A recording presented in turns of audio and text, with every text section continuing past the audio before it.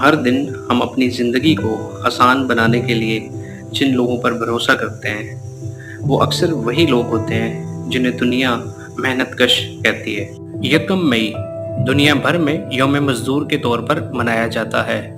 اس دن کی بنیاد 1886 کے ایک احتجاج پر رکھی گئی جو کہ امریکہ کے شہر شکاگو میں ہوا، لیکن اس دن پر مختلف رائے پائی جاتی ہے۔ کچھ لوگ اسے مزدور کی قربانی کہتے ہیں جبکہ کچھ اسے ایک مخصوص نظریاتی یا سیاسی ایجنڈے سے جوڑتے ہیں۔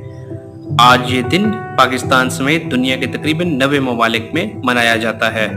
محنت کش ہماری زندگی کا خاموش ہیرو ہے۔